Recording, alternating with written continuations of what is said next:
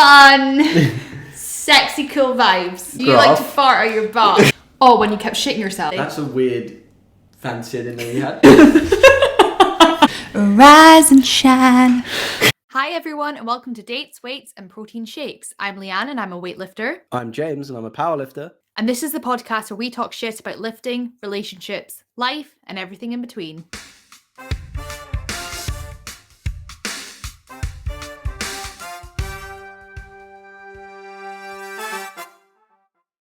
Hello listeners and welcome back to another episode of Dates, Weights and Protein Shakes. Lianne, it's been 4 months to the day since we sat down and recorded our last podcast. Yep, last one with Tom from work. What you been up to, man? Where you been? I've been all over. I've been here, there and everywhere. I've been doing stuff. I'm sure I'll talk about it. Would you like to give the listeners an overview of the stuff you've been up to? I mean, I think main thing is we're getting married in 2 weeks, so we've actually been quite busy. Yeah, so this is hopefully like a little pre-wedding, pre-marriage special, last ever podcast as part of the betrothed club. As fiancés, and we'll be moving into that old ball and chain. Hating my wife. Hating your wife club. Yeah. So that has been a big sort of... Yeah. I don't want to say job. drain on the big time. Job. Yeah, big job. But fun job. Fun job. Yeah. And we sort of took the view that we really enjoyed doing the podcast, but we had a lot of shit on, man. Yeah. So let's focus on that shit. Yeah. And come back to the podcast when we have some more time. Yeah, I think... focus on it then. Yeah, I think ultimately we were just getting to a point where we were so busy with everything that was going on. We loved doing the podcast and we didn't want it to get to the point where we felt like it was a chore. Mm-hmm. So just taking a break, focusing on planning our lovely wedding. Yeah. And yeah, just chilling a little bit because, you know, there's a lot of jobs to do. Yeah. And are there any jobs that maybe the listeners out there would like to know that we've been doing in the last 4 months? What jobs you've been doing? Relating to the wedding or otherwise? Lifting wise. Okay.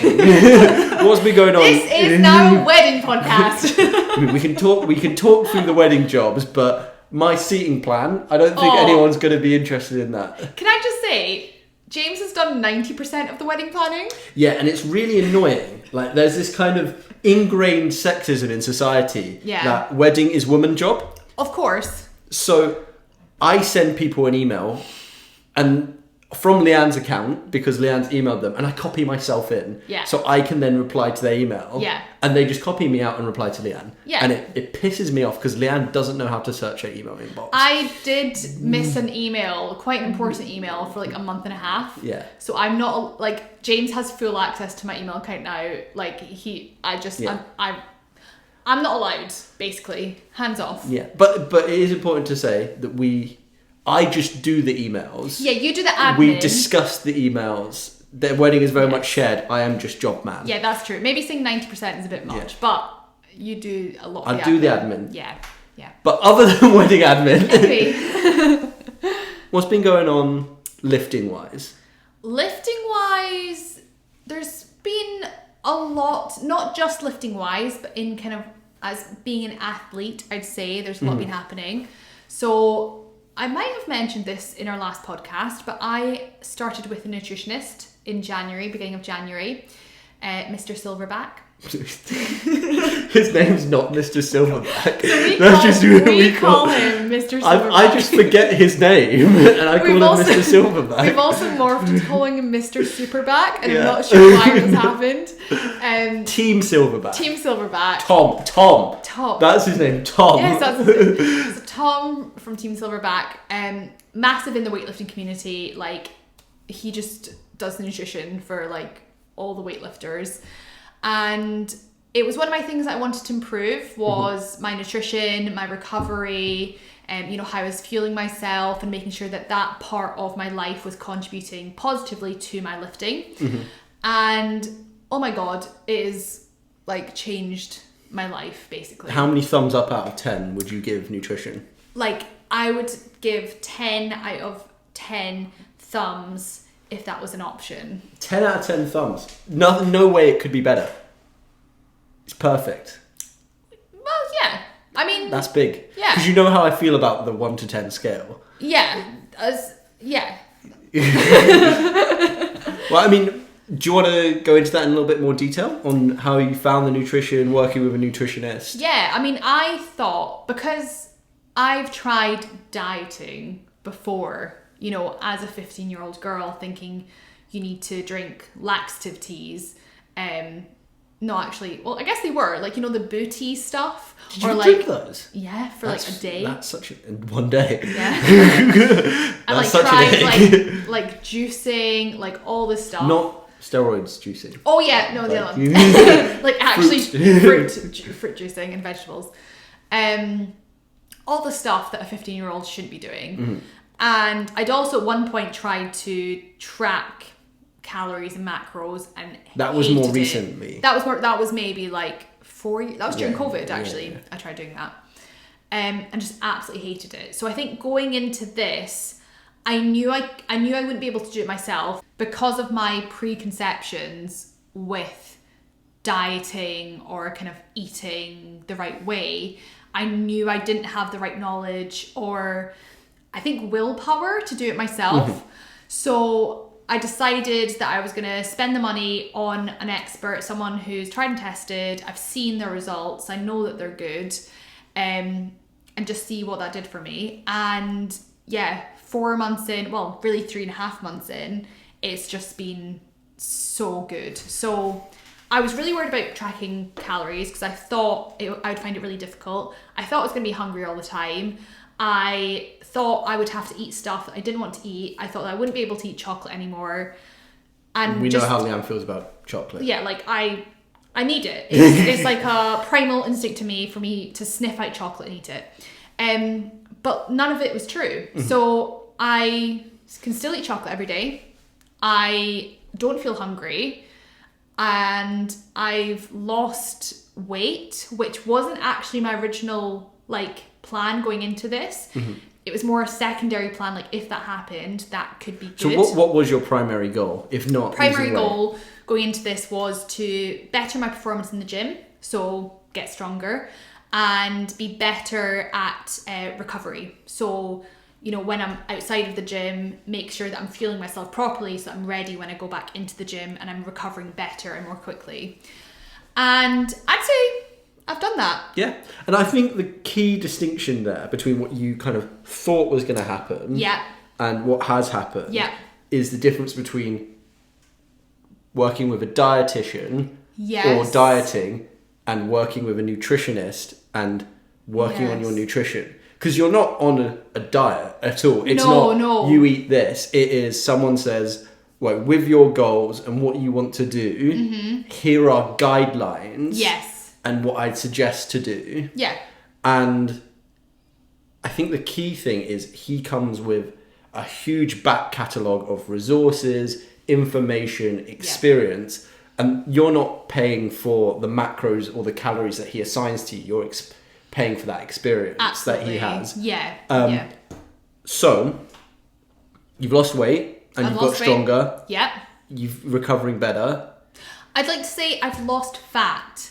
I have lost weight. The number on the scales is the low. number of the scales is going down. But as you said, that's not the primary goal. No, I want to build muscle, and I feel like I am able to do that. Like, I'm getting stronger. So, you know, I'm still able to have that balance where I need to get stronger as an athlete, but I might want to get a bit more toned, or, you know, just there's certain things you might want to look at. So, yeah. And what have been your key takeaways from this experience?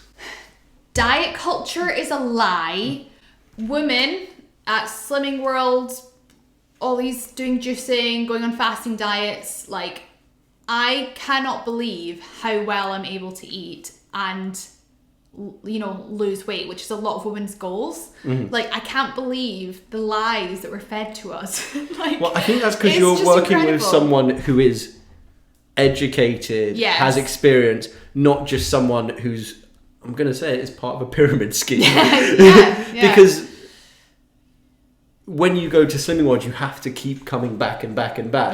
Because it's not sustainable. Yeah. Whereas Tom's goal is for you to be a better athlete and Yes. to not leave and come back. It's to have a continue ongoing relationship and partnership for the long term. Absolutely. So other than dieting is a lie, what else have you learned about your nutrition? You know, what has surprised you, and how have you changed your approach to nutrition? Yeah. Once again, saying we are not nutritionists. We'd recommend working with Tom. This is just you relaying your experience. Yeah. I think one thing that surprised me was how easy it is to get protein in without having to like supplement with protein 100%. shakes. Because I think the other thing with this is one of my goals this year, following weighing 87 the night before my competition, was not, I didn't want to work with a nutritionist, but to pay more attention to my nutrition. Mm-hmm. And also I wanted to support you because I'm unhealthily disciplined. Yes. So I wanted to help you. So because we meal prep, I said I'd start tracking my macros and my calories. Yeah. Not to the same extent or the same way as you, but that's something I found. Yeah. I was having like 4 scoops of protein a day. It's like 80 grams just from scoops. And if you're trying to hit a protein goal and also have a calorie goal, and you want to feel nice and full when you're training, like having 4 scoops isn't helpful because that just kind of fills in the cracks. Yeah, and I think that's another thing that I've learned is like portion sizes and filling out your portions with things like vegetables, like making yourself feel full with low calorie like supplements, because I think it's quite easy. And like before, when I would eat, like I'd have like a cookie. Yeah. And I wouldn't know, what that meant. But now I'm like, a cookie is like 600 calories, but it's really high fat. What cookies are you having? Can I have one? one? I don't know. What I'm doing. Big cookie. Yeah. I mean, but the thing is, sometimes I'd have like 3 cookies, and I'd just eat them mindlessly. And it's like, I think being conscious that, what you're eating needs to make you feel full, and kind of fit into your overall goal, which is trying to meet these macro goals in order to make your performance better, your recovery better. So I think like having it link up to this bigger goal of mine has been really good, and just feeling good as well. Like I used to kind of eat really big portions. I used to kind of binge eat, not to a really bad extent, but I would eat a lot of food and then feel bad about it.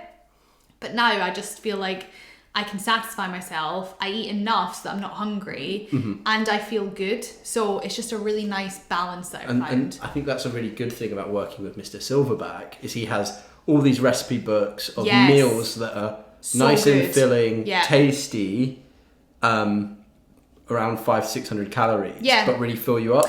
And I think the great thing is that it's not much of a deviation from what we were doing before. Like we would meal prep, but we wouldn't count calories, we wouldn't count macros. So, we'd make all this lovely food and I'd just eat as much of it as I wanted, which, it's fine. It's fine. Yeah, no issue with that. No issue at all. But then when I start, when I'd eat too much or I would kind of put too much on my plate and wouldn't be able to finish it, like that's when it starts to get annoying.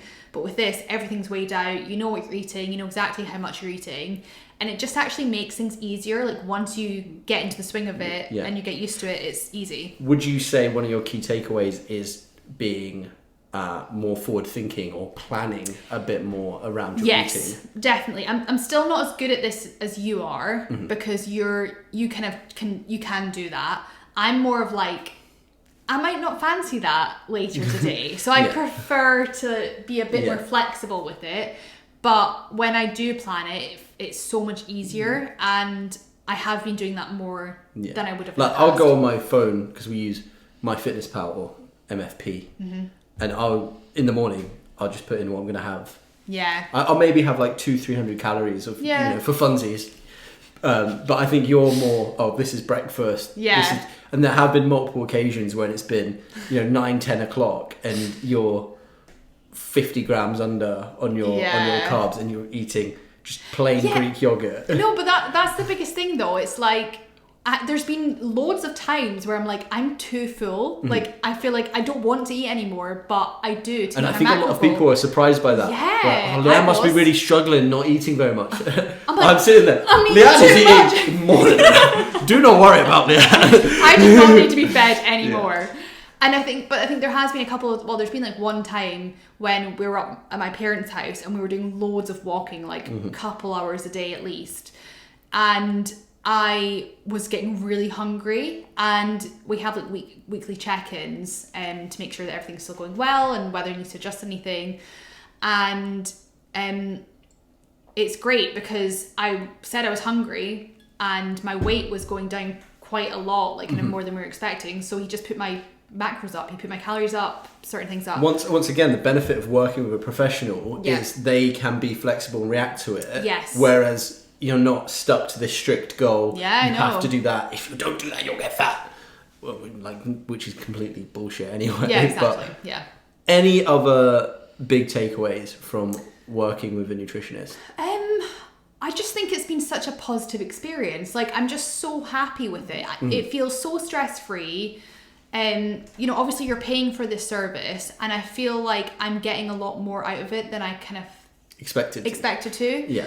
And yeah, it's just, I'm so happy this has been a nice experience, because I feel like in the past, anything to do with dieting or like tracking macros, tracking calories has been so negative for me. So to come into this and to be sustainably losing weight and getting stronger, like, it almost feels too good to be true. Yeah. But I mean, even for me, it's been beneficial. Well, yeah, because you've been doing it alongside me. Yeah. And once again, I just chose some macros that I liked.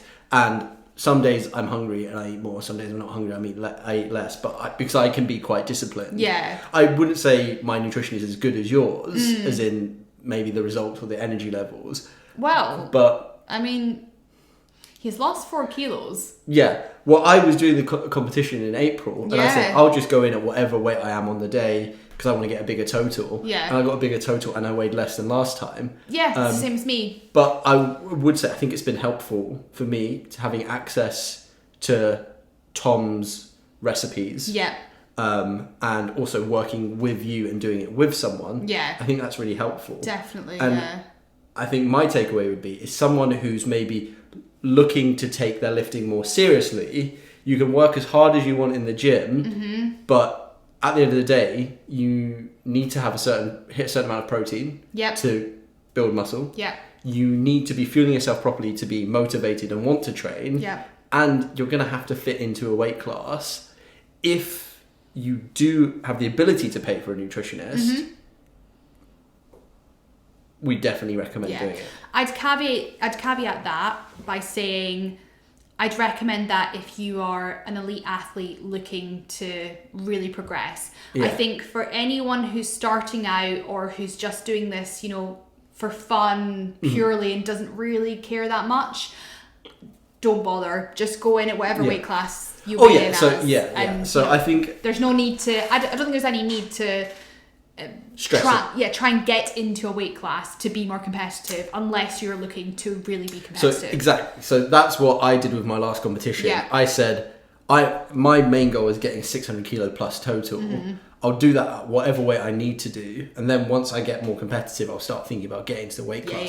I think the point I was trying to make there is at least think about tracking your macros, making sure you're getting a certain amount of protein. Yes. Educate yourself about how many calories you maybe need, how much protein you need, and at least think about tracking your macros. And then as you progress, working with a nutritionist is positive. Yeah, definitely. Would recommend. Aside from the nutrition and the many wedding big jobs we've had, what else have we been up to over the last 4 months? Well, in the last 4 months, we've both competed, and we're going to do a little mini recap of those later, because we can talk about them for an hour, but we're not going to do that. Yeah. I have also been doing a bit more coaching, which has been nice. I've got 2 athletes that I'm coaching for, and I also went to a weightlifting Scotland camp as well, which was good. How was your weightlifting Scotland camp? It was good. It was relatively, I'm being hesitant about that because I am currently injured. Again. You love to be injured. No, I don't really. I wish I wasn't you just injured. get injured a lot. Yeah. Well, yeah. I mean, this is Well- I feel like my other injuries are like chronic pain, whereas this was like, yeah, you fucked it. Like you've done something that's fucked it a bit. But I'm getting better. Yeah. So Well, I think it was a positive experience because they have a physio yes, at the Weightlifting Scotland camp. they do. Yeah. And you basically got a day working with a physio. Yeah, she's and great. now you have lots of exercises and a plan of action. Exactly, because I didn't really know what I'd done up until that point, and that was like 3 weeks after the competition where I'd hurt it. So, and it's my elbow, by the way. Well, kind of both my elbows, but this one a little bit more than the other one. By this one, for the audio only sorry, yes. people, The left Lianne one. gestured to her left elbow. My gammy left arm. So yeah, that was really positive because there was a part of me, and every athlete will go through this when they're injured. You won't know about it because touch wood, you've been fine. But you think, is this permanent? Will I ever lift again? Is this the end of my career? You do love to spiral. Well, a little bit. But no, after that session, it was really good, and I realised I could lift again, and I just need to be patient and be kind to myself. And the other lifting related thing is we had the Crazy Strength, semi-annual takeover. We did. A good day was had by all. Very good day, yeah. Very, very good day. Especially both of us were kind of, once again, not really supposed to be peaking at that time. I think I definitely wasn't. You were. I was 2 months out from competition. I think I was all right to be peaking at that point. And yeah, PBs? all around. Yeah. I got Good a little day. squat PB, little bench PB, equal PB on the deadlift. It was There nice. you go. Yeah, good day. Yeah. You got a snatch PB? Snatch PB. How much you snatching, bro? 85. Nice. The number that almost killed me at the competition as well. Yeah. And I got 103 clean jerk PB there as well. So yeah, it's good.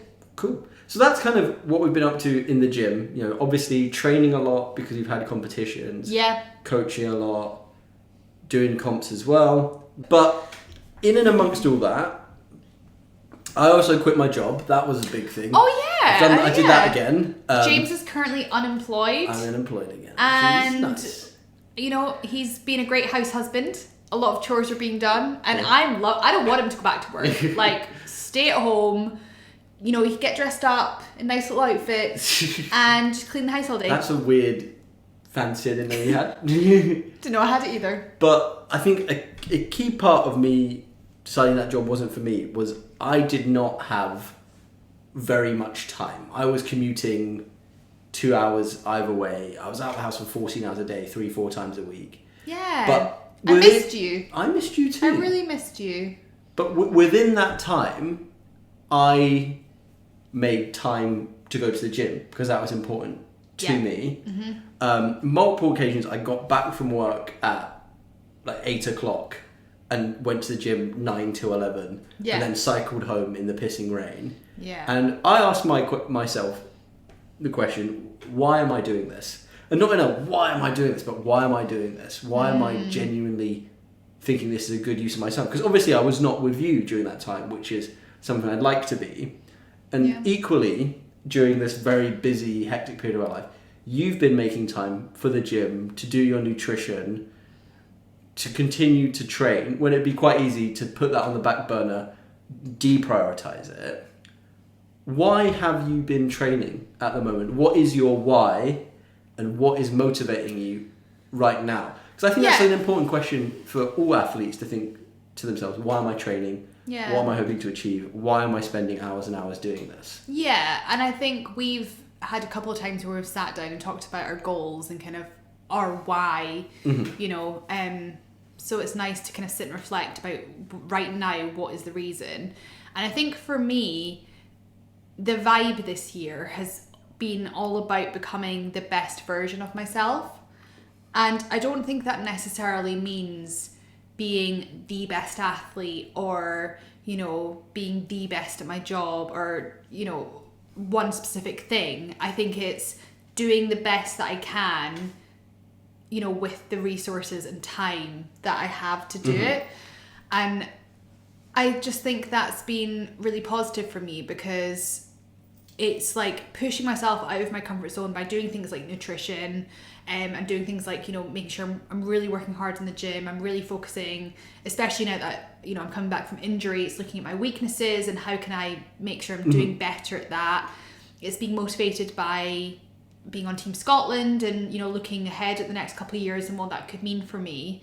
And I think it's just kind of trying to push myself where I need to push myself, but also being forgiving to myself where, you know, we're getting married and we've had a tough couple of months with you being at that job. And now that, you know, you've got some more time, that's going to change. But I think it's just, being about balance, really. So, achieving your potential within the confines and constraints that you have right now. I think and so. saying, actually, I have this opportunity to achieve something or work towards a goal. Yes. And you're enjoying working towards that goal. Yes. But without putting too much pressure on yourself. Yeah, which I think I always kind of do. But I think it's been a little bit of a step up. You know, this year I'm looking at British Championships. You know, the reason we're on this Team Scotland, we're going to these Team Scotland camps is to look to the Commonwealth Games in 2026, if they're even happening.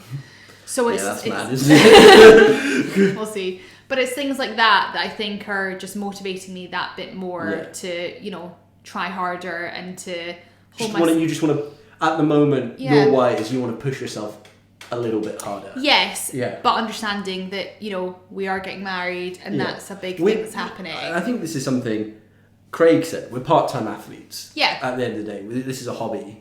Something we should enjoy. Yes. You've got to understand that and take that into account when being, you know, assessing how you're doing and your performance. Yeah, I think so. I think so. So yeah, that is my why. What's your why, James? I just enjoy it. I just genuinely love it. And I think that's maybe a year ago I wouldn't have said that. Yeah. But definitely for me, in the last at least 6 months, going to the gym, powerlifting, training has been one of the few things I fully control. You know, I can, within reason, I control when I go, how often I go, how hard I want to push myself on that day. Yeah.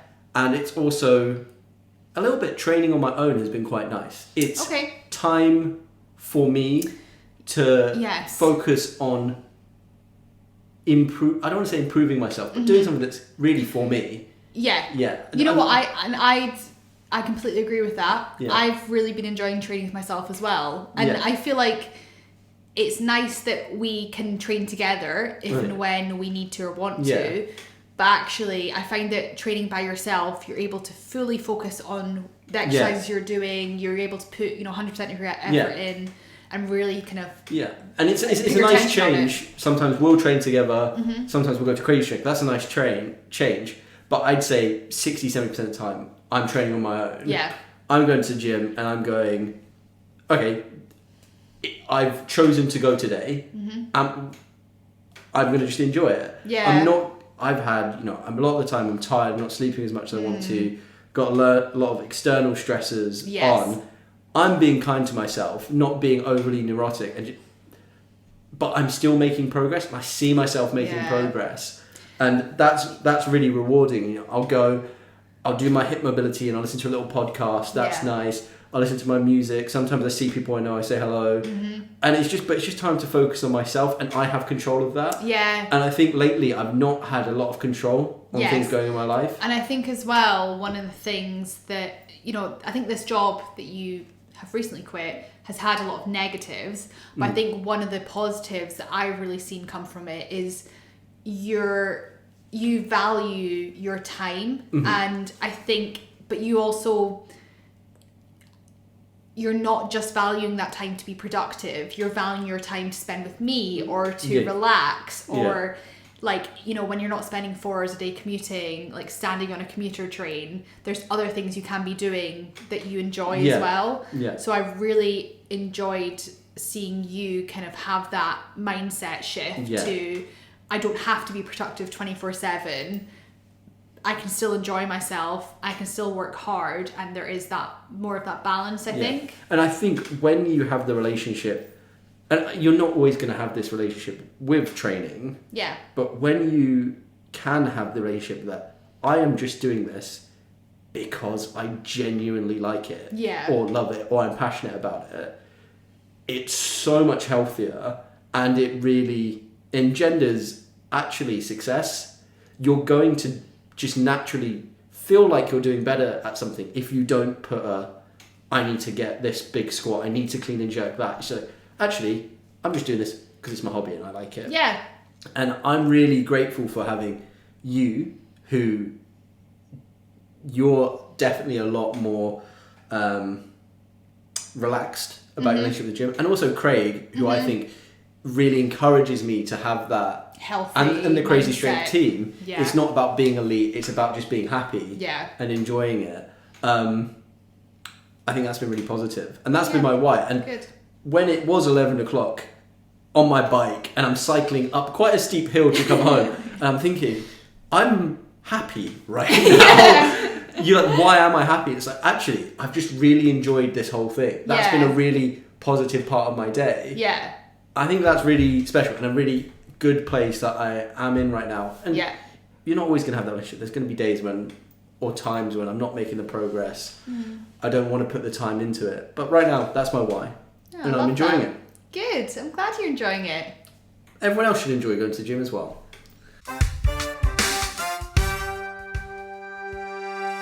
So James, we mentioned that we've both competed in the past 4 months. Yours was a lot more recent than mine.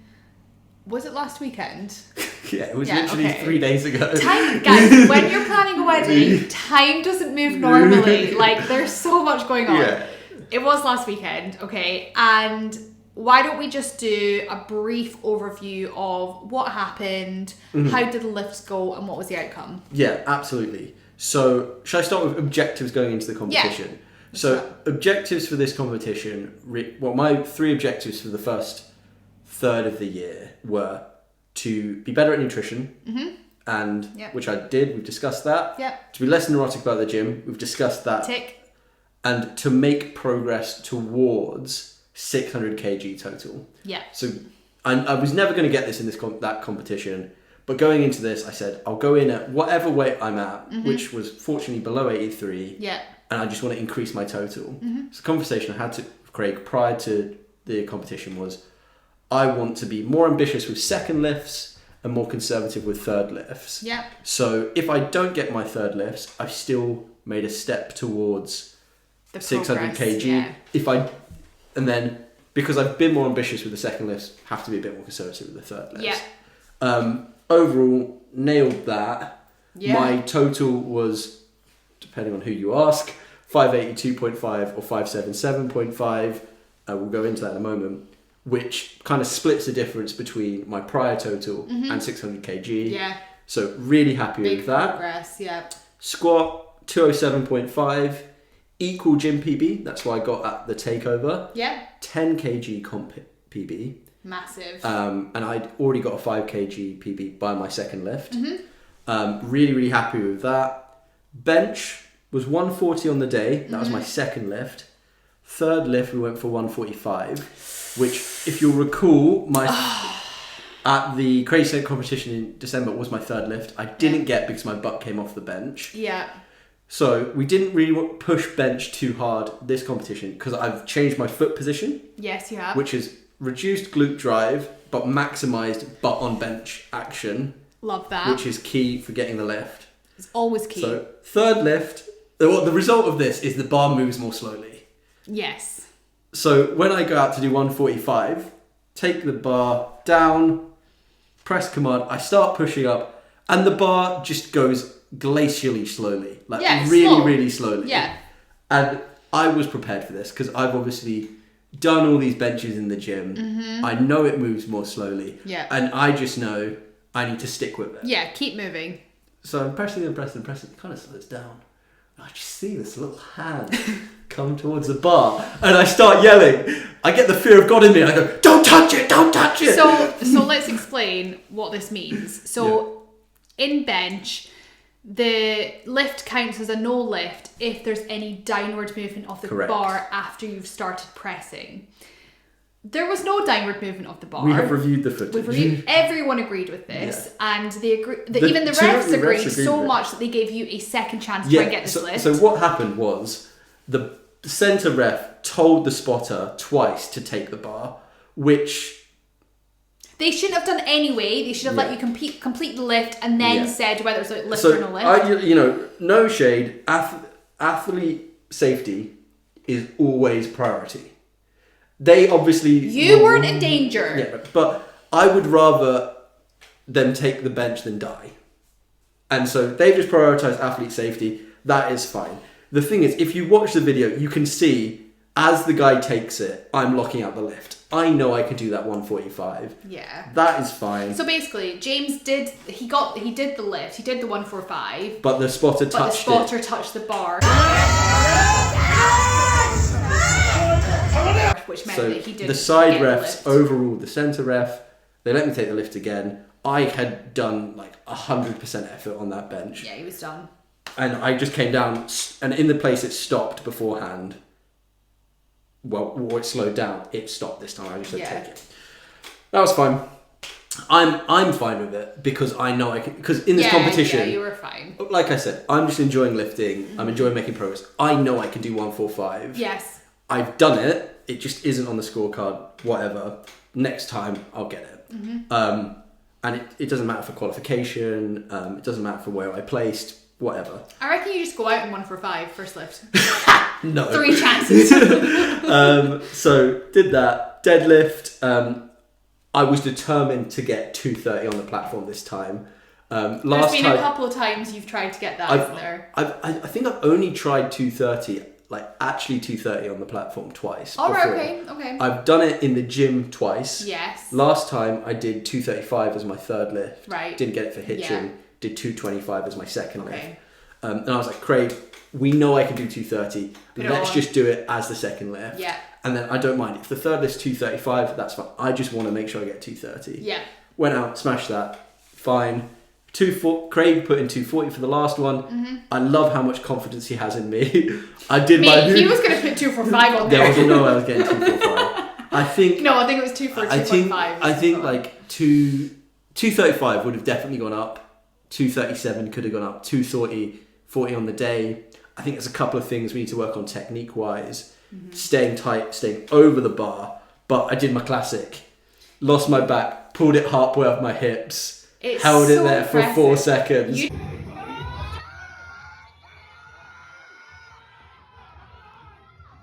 Just love isometric. And just like fully just vibrating and as put soon it down. as it stopped there, I was just like... Yeah, as soon as that's not going on. If you watch when I get a heavy deadlift, it moves quickly and it slows down, but it never stops. It never stops. As soon as it stops, you're fucked. Yeah. On the sumo. But 230 was I don't actually know what I've locked out on the platform before. I think you've done 227.5. I've either done that or I've done the at the hips thing with it. Oh, okay. So it's a 2.5 or 5 kg PB. PB But overall, I think it's like a 15 kg, if not more. No, 17 kg comp PB, which is really, really good. Amazing, yeah. If you that's counting the bench. Yeah. So then there's only 17 more kg to go. Yeah. To get the 600.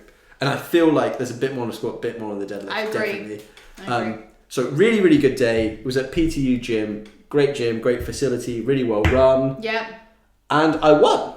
James Which I did not was the biggest, strongest boy of the day. Yeah, I got best male lifter on a flight of 14. Yeah, 14 with some big boys in there. Yeah, so I knew I was doing quite well because I'm looking around at these guys who are taller than me and bigger than me. Yeah. And we're warming up on the same bar and doing the same last lift. So I'm like, what's going on? I could place quite well here. But I won by like 0.0. So my IPF score was like 80 or something, I want to say. So I won by 0.07 IPF points. Yeah, so which is like less than 0.5%. Yeah, Crazy. it was like barely anything in it. But an IPF point is similar to a Sinclair point Yeah, for so it's all based on your weight. weightlifting. So yeah, it's based on your weight. So James can compete as an 82.5 or 83 lifter up against like a 93 lifter, and the scores are just calculated in a certain way. That's why I said like even less reason to care about the bench, because I still won. You got the coolest trophy I've ever seen. Yeah, we'll put a picture here. Yeah. It's like a barbell. It's really cool. It's really cool, yeah. So really pleased with that. Really good competition. I just think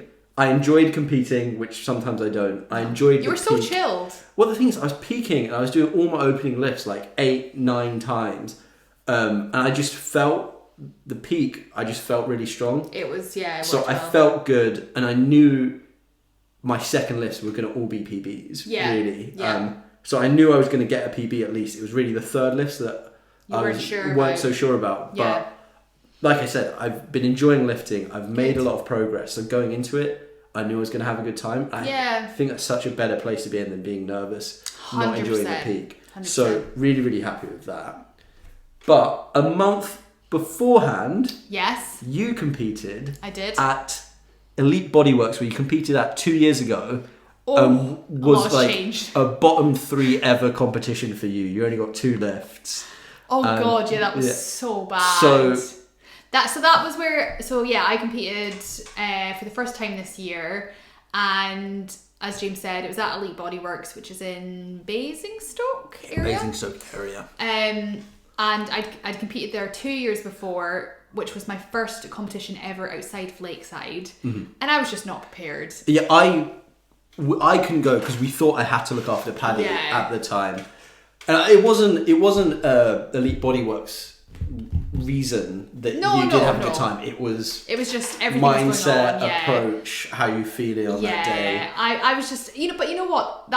I was a beginner. Like you learn to compete. Oh yeah, and I learned a lot that day. Lifting in the gym and getting PBs in the gym, getting PB on a platform. Very very, very, very different things. Yeah, so I turned up. I'm not like a super superstitious person or anything. Like I didn't really care about the fact that I'd not done well before.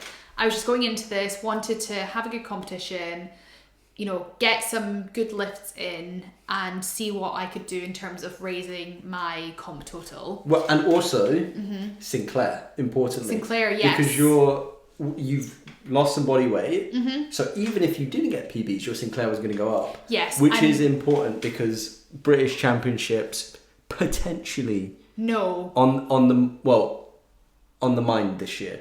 Yes, but Sinclair doesn't really come into that. So British Championships is just done on total. I did not know that. Okay. That's a fact for you. The Scottish weightlifting system though is done on Sinclair, so that's how they choose their top lifters. Is based on the highest Sinclair score.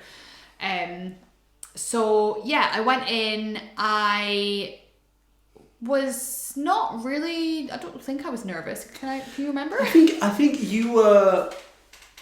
No, I think you were trying to get flow state in the zone. Yeah.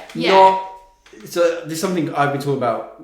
I talked about Craig at my competition. Yeah. You want to be relaxed. Yes. Until you step on the platform. Yeah. And I think you were maybe, I would say, neither relaxed nor in the zone. You're in this kind of in between where you're just a little bit stressed. I was a little bit which stressed. I was definitely feeling before my squats. Yeah, I think because I had a lifter who was my lifter that I'm coaching was competing in the same category as me.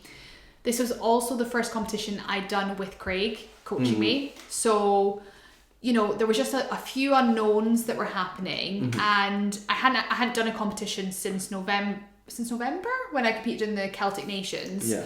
So it'd been a while as well since I competed. So I think there was just a couple of things that were going on that was a bit like, I think I find it hard to get into kind of the zone of competing. And some days you go to competition, you just don't. Yeah. And that's fine. Yeah, exactly. But I would say, I was maybe a little bit tense. I was a bit tense. Yeah. But yeah, I mean, I the plan was, Craig and I didn't talk about it in too much detail, but I'd kind of told him, this is like, if I had the best day ever, this is what I want to get.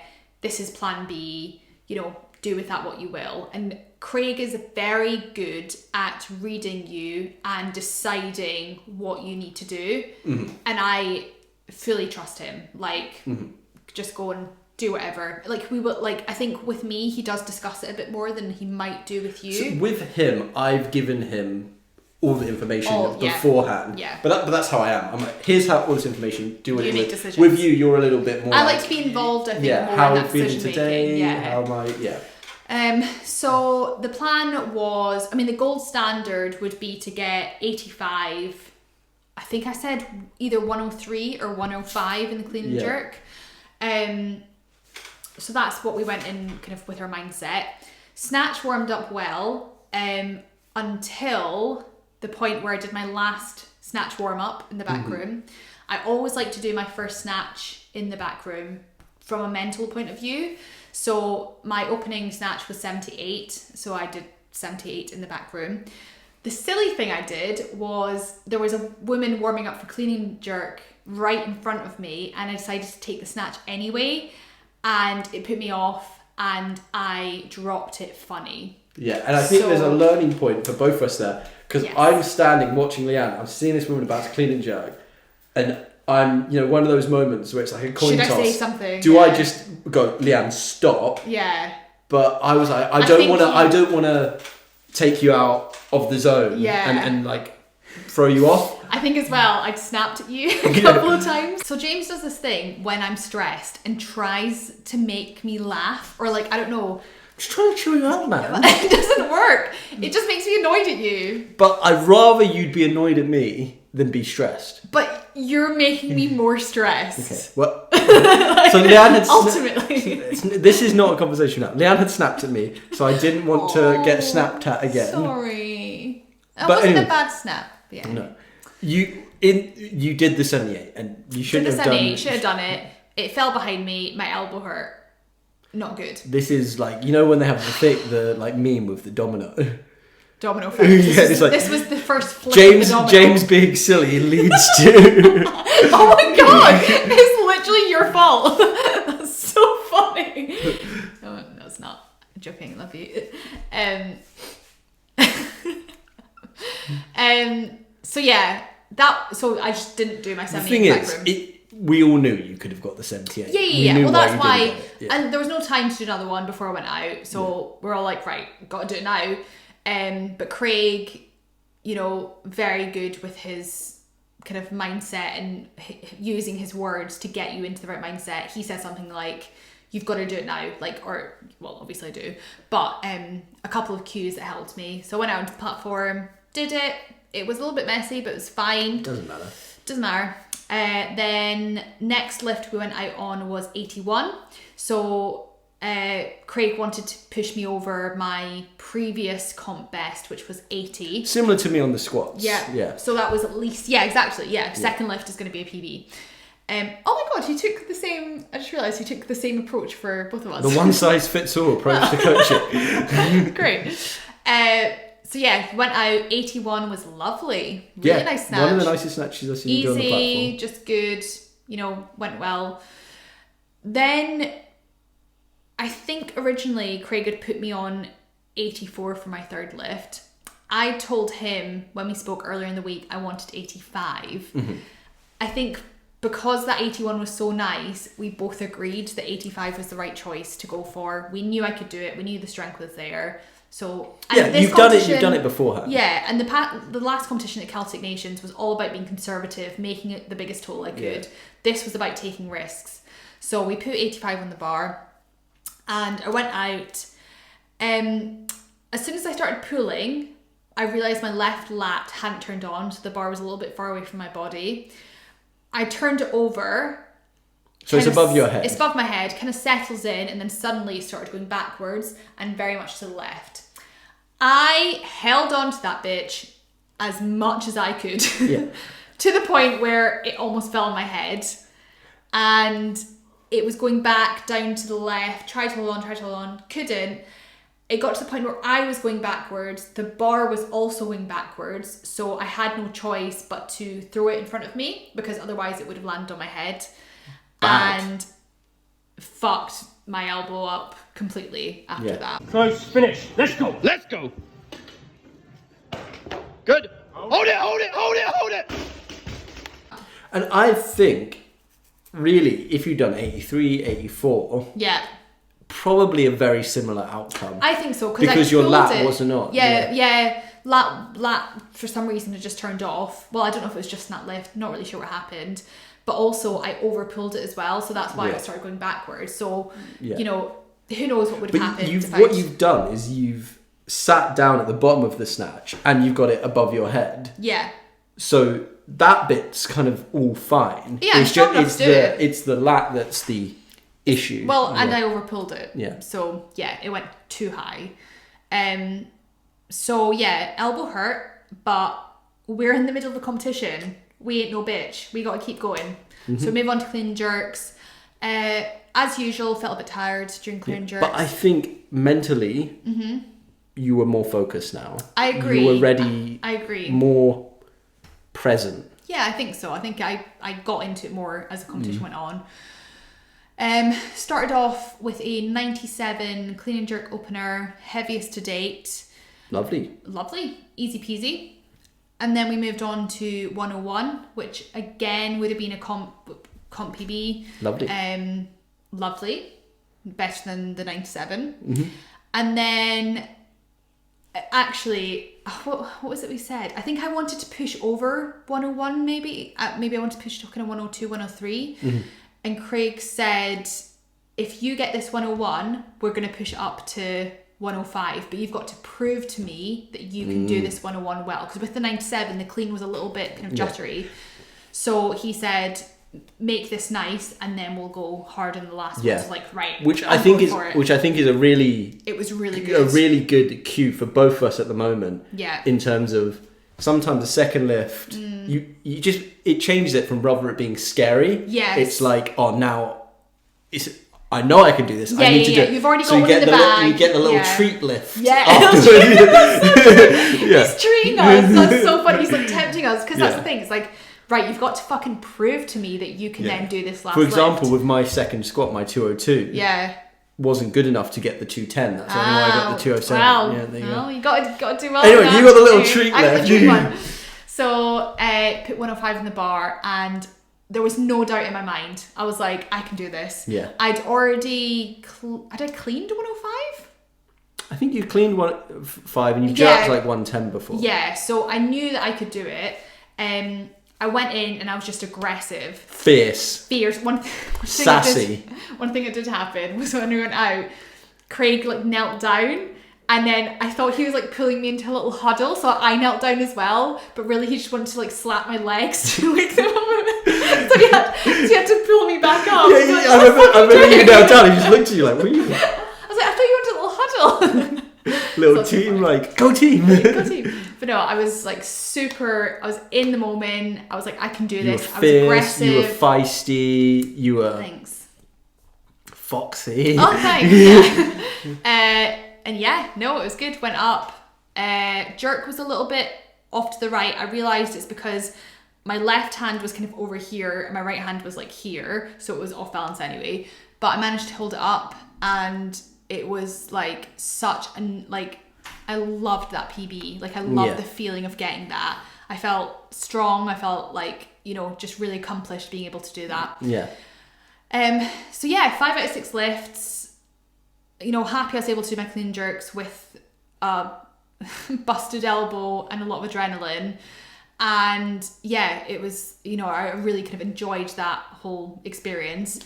Then as I was packing up and we were about to go, I realised they were doing the results, and I thought I was in second place because there was another woman there who was lifting very big weights. Again, similar to James, it was done on Sinclair, so it was like across all the women competing. All the ladies. And then suddenly someone else was called for second place, and then my immediate thought was, oh, I haven't placed.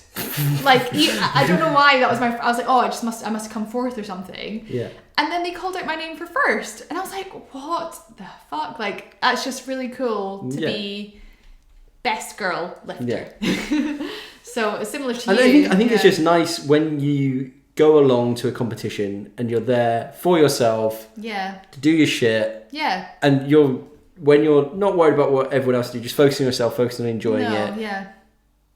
Good things normally happen. Yeah. And it's a nice little treat to get the trophy as well. Yeah, it's like you've already had a great day from competing and like just being present and enjoying it. And then on top of that, you get a first place trophy. Yeah, and if you're spending the whole time worrying about your placing over here, it's going to detract from your performance. I had no idea what anyone else was doing. Absolutely none. Didn't pay attention to it. Like I find that really beneficial with my lifting. I think you have started to a bit more as well. Yeah. It's like just focus on yourself. If you start thinking about what other people are doing, ultimately you're going to be competing against yourself because you're going to be like, oh, I need to do more than that. I need to do more than that.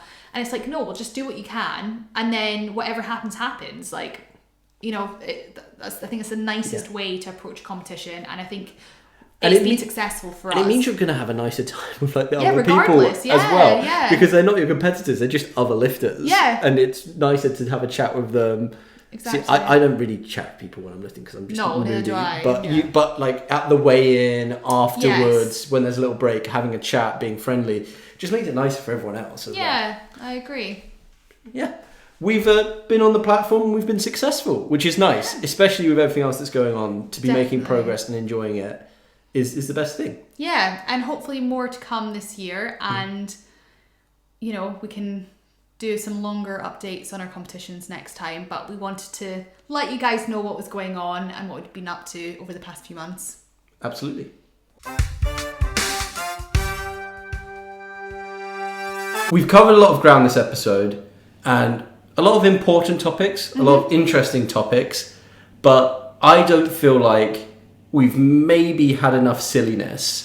And that is the cornerstone of this podcast. The listeners love the silliness. Yeah, and we love the silliness. So we need more of it. We're here for silly fun times. Silly goofy times. So I'm going to bring back what I would describe as a fan favourite segment.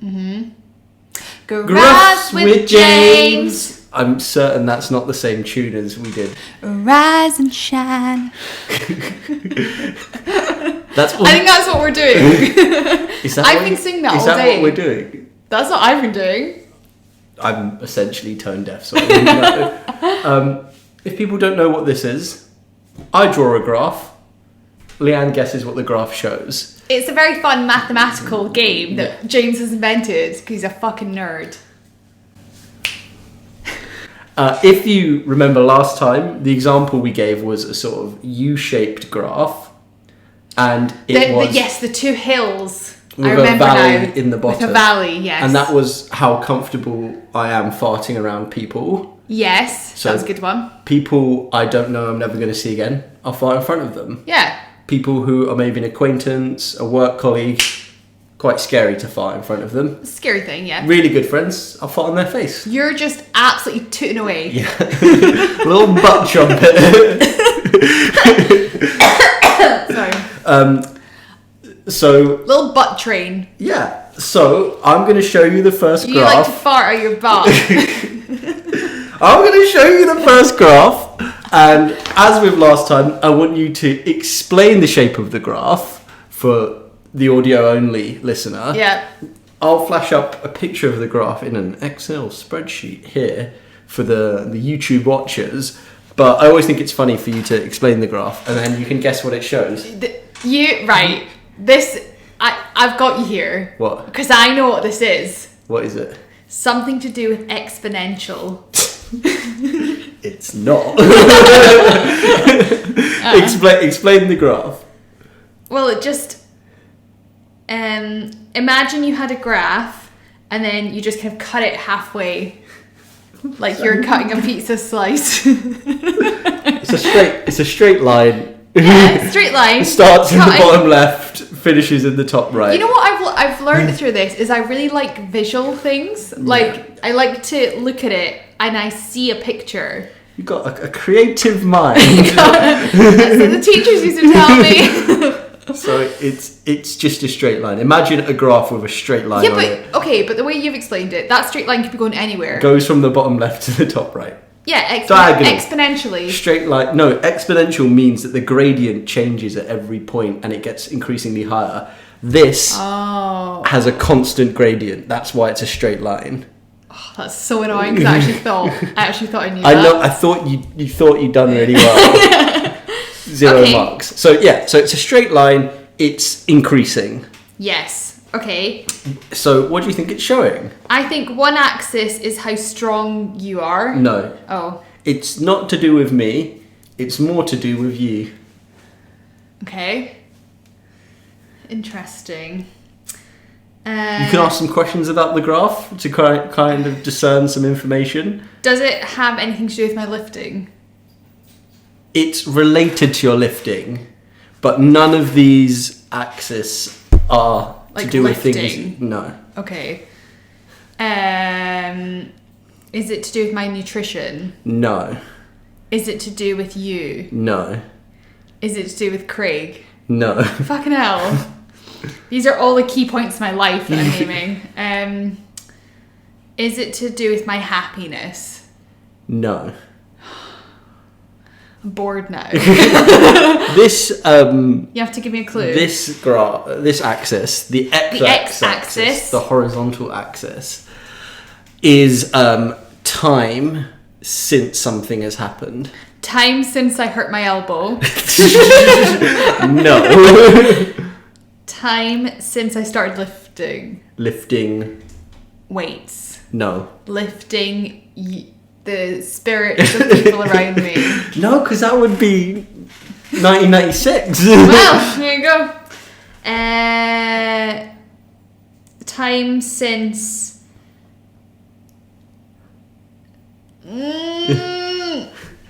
It's Time since joining the team Scotland.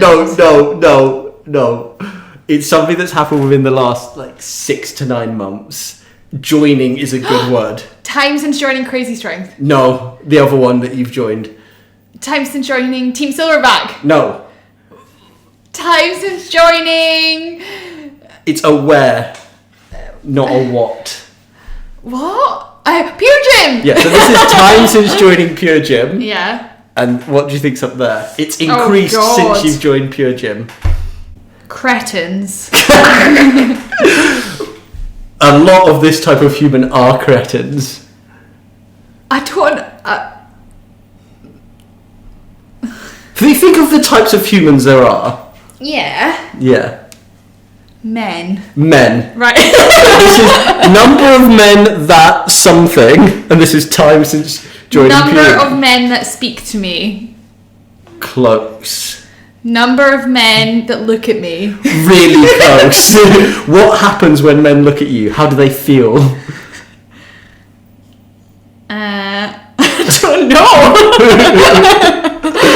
You're gonna have to ask them. Number of men that wish they could be as strong as me. Pretty much, yes. So this graph is the number of men in the Southampton area that feel emasculated since Lianne has joined Pure Gym. I don't think they feel emasculated. They're all nice about it. I've seen a lot of them in the background. Oh. And they may say that they're impressed, but they feel emasculated. Well, I'm not here to make them feel good. No, you're not. That's not your job. Oh. There you go. It's quite a sad one. Thought it was spreading joy to the world. That's your intention. Unfortunately, men have fragile egos. That's fair enough. Cool. Did you enjoy the first graph? Well, it was quite hard to understand what you were saying. It was quite difficult one, I'd say. Yeah, I think that. I thought that was probably not the right one to start on. I feel like we've done a Pure Gym graph before as well, so I was not going that way. Okay. This one here. Just explain this one. Okay, so say you had a Toblerone. That's actually quite a good, irritatingly quite good. So it looks like a Toblerone where one end is still fresh and still pointing up towards, it's still diagonal, and then you've broken off a Toblerone on the other end and it's straight up and down. Okay. That's what it looks like. It's a trapezium. but one side is more vertical than the other. See, that's just less. So that's less fun than the way I'm describing it. Up, left to right, diagonally. Then it's a flat line, doesn't move anywhere, and then it drops down quite suddenly. I literally didn't listen to any of that. It's fine. Other people will, and they'll be like, "Thanks for explaining that graph, James." Well, actually, a lot of people. Jared, in particular, I remember he said he really understood my descriptions last time I did them. you are very good at explaining things. Yeah, you're unhinged. I'm like, I can't form the right words to explain It's things. literally your job to explain. That's what you get paid for. No. Oh. So Definitely part of it. I'll give you a hint. This one is more related to me than Okay. you. Recent I don't history. even understand this graph. Okay, so Your weight. no. So let's. I'm gonna give you a hint that may give it away. Okay. It goes up quite quickly, Yes. doesn't go anywhere, and then suddenly comes back down. Oh God. Okay, is it? I'm assuming it's to do with your lifting. Yes, all of it's to do with lifting. God. That's kind of the premise of the podcast. I know it's been a while. Is it around competitions? Yes. Is it where you place in competitions? No. Okay, that's about competitions. How many? You're like how you compete? Like No. how often you compete? No.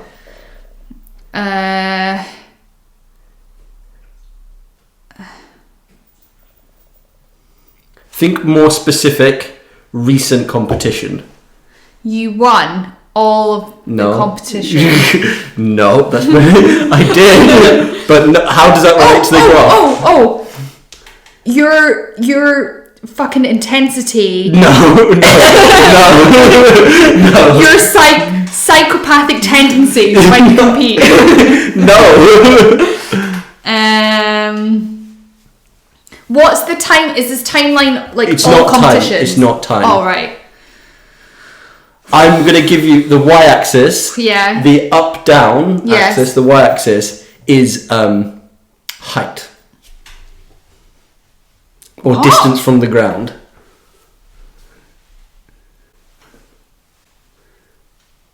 How tall you are? No. In my last competition, this is the graph of my height. What the fuck? Height of oh. Is it the height of your deadlift? It's the height of my 240 kilo deadlift. Oh yes. I understand. So do you want to explain it? Okay, so basically what James is saying is that at one point he very much could not do a 240 deadlift. No, that's not it. Oh. This is specifically the 240 deadlift I tried on my third lift. Oh, that's So funny. it comes up reasonably quickly. It gets Stays to there. about mid-fight, stays there for, I counted, 4 seconds. Yeah. And then I just put it back down very quickly. That's not even that impressive though, because you've held a deadlift at your knees for like 11 seconds before. I think it was 8, but yeah, I've held it. I for- thought you were going to die. It was too long. Yeah, I thought I was going to die as Yeah. well. But if it had maybe gone up to here, good lift. Good lift all the way up. Yeah. Yeah. But if my grandmother had wheels, she would have been a Should bike. Yeah, absolutely. Is this right? Tell me how this works as a graph? So that's time. That's time doing the deadlift. Well, I might have said neither of the axes are time, but You're honestly such a little shit. I'm not sure you even listened to me when I said that. You No. just were chucking things out there. No, that's a good one. So this is here. This is the ground, and up here would maybe be lockout. So it's like a real picture of Yeah. So you can imagine the plates going up. the and thing. Toblerone lift, it'll be known as. From now on, the deadlift is the Toblerone lift. Well, only when you don't fucking complete it. Savage. All right. You're gonna have to try and explain that one. Right, there's one big mountain, okay, in the middle of the graph. Yeah. And then there's a valley, and then it starts to creep up towards another mountain, but you don't quite see it. That's the end of the picture. Yeah, fair enough. That's it. It's like an N shape, or upside down U. So Yeah. it goes up smoothly, reaches the peak, comes down, and then it's maybe half an N. Yeah. Again, It Yeah. stops, doesn't quite reach the top. And I'd say, just for completeness, Yes. and maybe, I'm not sure if it's going to help you at all, the steepness of the second N, or the second half N, is deliberately steeper I have noticed that. than the other one.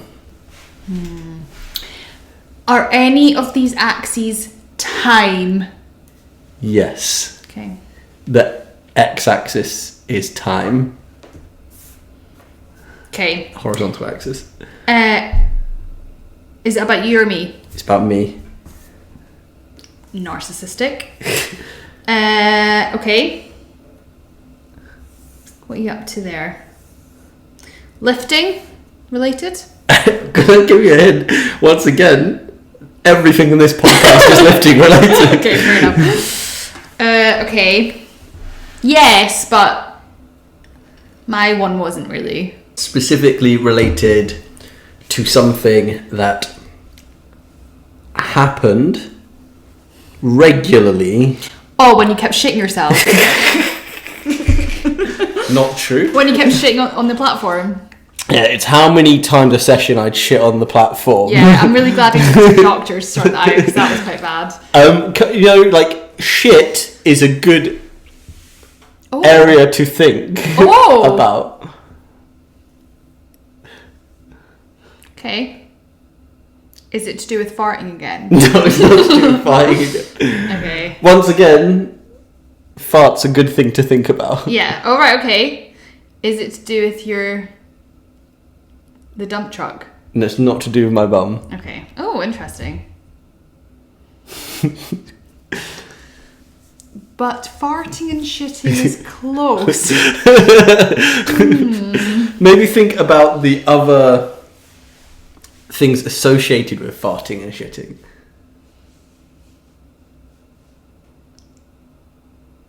Weeing.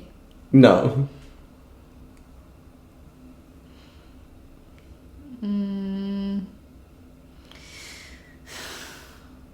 Okay. Think.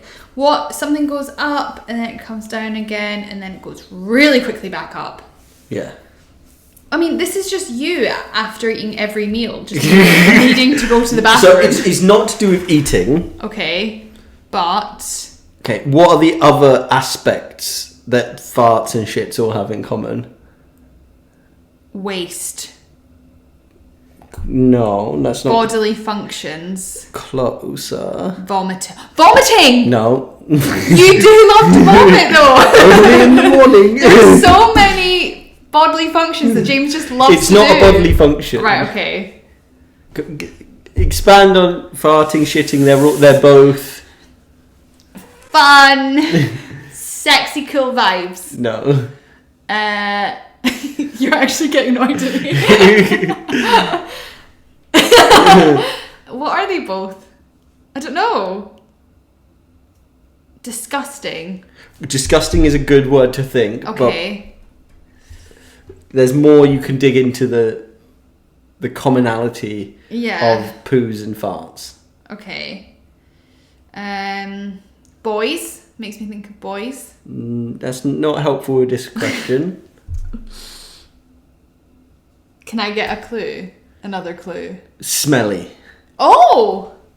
Yes. So this here is the y-axis. Oh, I know what it is. I know what it is. It's your knee sleeves. Correct. Yeah. Explain. Yes. Explain. Okay, so James's knee sleeves have a My unique... old knee sleeves. You We've do got rid of them. yes, you do have a new pair. His old knee sleeves were actually my old knee sleeves. Yes.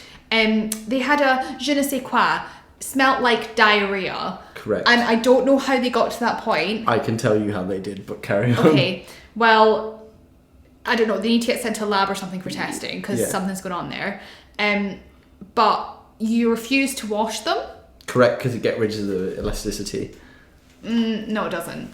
I'm thinking about wearing them again for only competitions because I think they're tighter than my current ones. You will. You know what? That's a great idea because you'll fucking knock out the rest of the competition.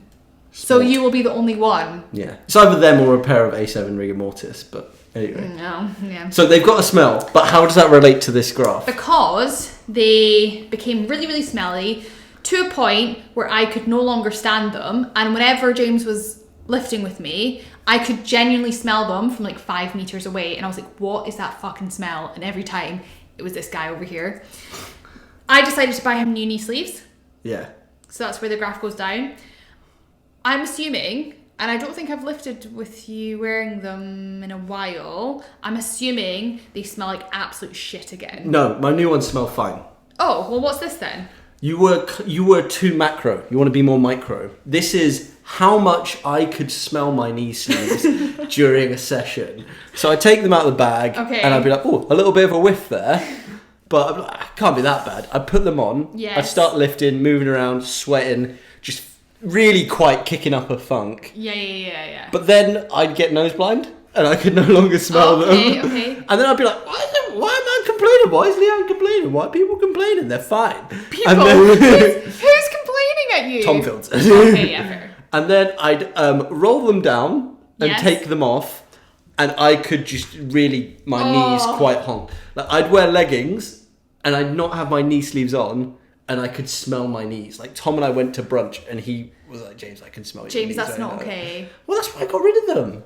No, you still have them, and you're thinking about wearing them again. Yeah, you just know for you need to competition, wash. just You need 'cause to they're wash tighter. them. No, you need to wash them. That was a good one. Yeah, I'm glad you enjoyed that one.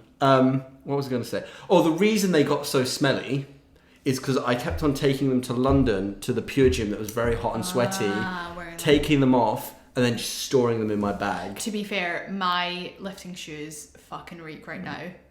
You got to get them out. You got to get some of that Gotta air odorita them. spray on them. Yeah, get some tea bags in there. Yeah. I don't know, shove some lemon or something. I'm sure it'll be good. Rubber lemon on it. We'll give that a try and let you report back how it goes. Yeah. So, anyway, we hope you enjoyed that instalment of Graphs with James.